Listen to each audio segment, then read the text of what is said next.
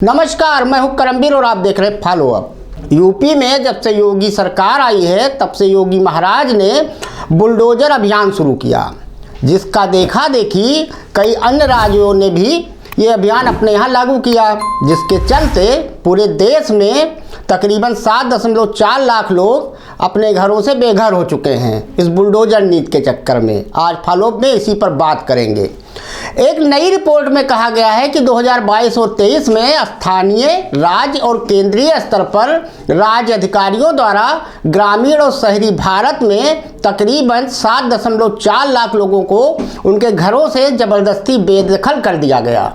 Advocacy group housing and land rights network यानी HLRN द्वारा जारी रिपोर्ट के मुताबिक समान अवधि के दौरान राज्य अधिकरणों ने देश भर में 1.53 लाख से अधिक घरों को ध्वस्त कर दिया।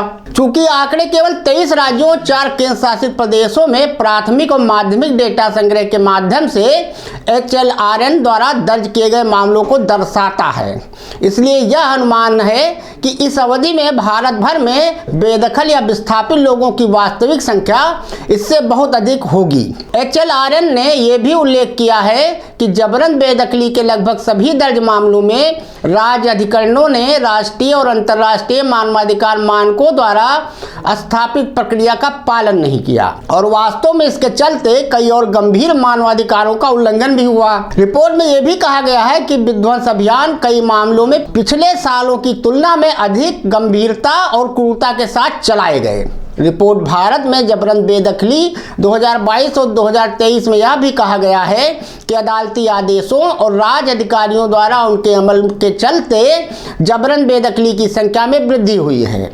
HLRN आर्थिक, सामाजिक और सांस्कृतिक अधिकारों पर संयुक्त राष्ट्र समिति की सामान्य टिप्पणी यानी कि खंड 7 1997 द्वारा दी गई जबरन बेदखली की परिभाषा का उपयोग करता है। उसके मुताबिक जबरन बेदखली व्यक्तियों, परिवारों या समुदायों को उनकी इच्छा के विरुद्ध बिना किसी कानूनी या अन्य सुरक्षा प्रावधान और कानून तक पहुंचे बिना उनके घरों या जमीन से अस्थायी या अस्थायी तौर पर निकाल देना होता है। HLRN ने पाया है कि 2022 और 2023 में अदालत के आदेशों की वजह से लगभग 3 लाख लोगों को बेदखल कर दिया गया।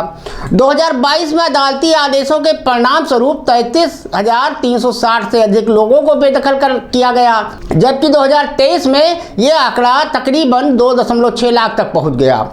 रिपोर्ट के मुताबिक 2022 में देश में ग्रामीण और शहरी क्षेत्रों में विध्वंस की लगभग 178 घटनाएं दर्ज की गईं, जिसकी वजह से 46,371 घर ध्वस्त हो गए और 2.3 लाख लोगों को जबरन बेदखल कर दिया गया। 2023 में आंकड़े तेजी से बढ़े। HLRN ने विध्वंस के 146 मामलों का दस्तावेजीकरण किया है, जिसके मुताबिक 1,07,499 घर ध्वस्त हुए और कम से कम 5.15 लाख लोगों को जबरन बेदखल होना पड़ा। 2023 की संख्या पिछले 7 सालों में दर्ज की गई सबसे बड़ी संख्या है। HLRN ने गणना की है कि 2023 में प्रतिदिन कम से कम 294 घर तोड़े गए और हर घंटे 58 लोग बेदखल हुए, जबकि 2022 में प्रतिदिन कम से कम 129 घर तोड़े गए और हर घंटे 25 लोग बेदखल किए गए थे। 2017 से 2023 तक 16.8 लाख से अधिक लोगों को उनके घरों से बेदखल किया गया और करीब 1.7 करोड़ लोग बेदखली और विस्थापन के खतरे में रह रहे हैं।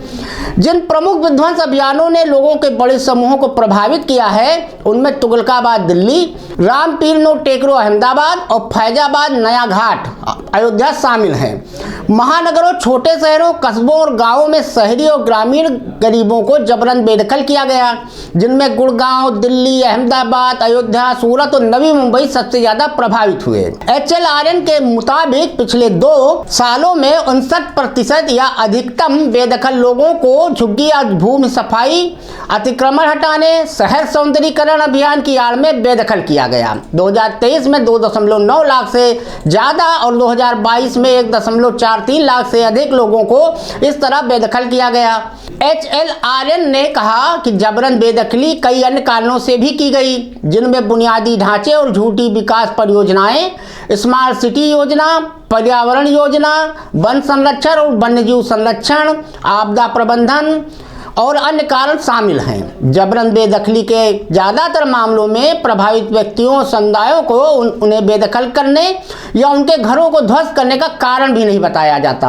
हालांकि उपलब्ध आंकड़ों के आधार पर रिपोर्ट 5 व्यापक श्रेणियों की पहचान करती है, जिनके तहत जबरन बेदखली हुई, झुग्गी झोपड़ी हटाने के बाद सड़क चौड़ीकरण, राजमार्ग विस्तार, पुल निर्माण और स्मार्ट सिटी परियोजनाओं समेत बुनियादी ढांचे और प्रत्यक्ष विकास परियोजनाओं के चलते 35% लोग प्रभावित हुए। अन्य 4.7% पर्यावरणीय परियोजनाओं, वन संरक्षण और वन्यजीव संरक्षण के चलते बेदखली का शिकार बने। शेष आपदा प्रबंधन प्रयासों, पर्यटन परियोजनाओं और सरकार द्वारा निर्मित कम आय वाली आवास इकाइयों को रहने के लिए असुरक्षित घोषित किए जाने के चलते बेदखल हुए। रिपोर्ट में यह भी कहा गया है कि बेदखली की कई घटनाएं दंडात्मक उपाय के रूप में की गईं। उदाहरण के लिए खरगोन मध्य प्रदेश, इलाहाबाद और सहारनपुर, नूंह हरियाणा और जहांगीरपुरी दिल्ली इसके उदाहरण हैं। पिछले 2 सालों में राष्ट्रीय राजधानी क्षेत्र दिल्ली में बेदखली की सबसे ज्यादा घटनाएं दर्ज की गईं। अकेले 2023 में तकरीबन 2.8 लाख लोगों को वहां से बेदखल किया गया। विस्थापितों और बेदखलों के पुनर्वास का प्रश्न एक प्रमुख चिंता का विषय बना हुआ है। HLRN के मुताबिक 2023 और 2022 में दर्ज किए गए जबरन बेदखली के कुल 324 मामलों में से पुनर्वास पर जानकारी केवल 122 मामलों में उपलब्ध थी। इनमें से राज्य ने केवल 25 प्रभावित स्थलों, कुल मामलों का 20.5% में किसी प्रकार के पुनर्वास या वैकल्पिक आवास की पेशकश की। 7 स्थलों पर आंशिक पुनर्वास और केवल 7 स्थलों में मौद्रिक मुआवजा दिया गया।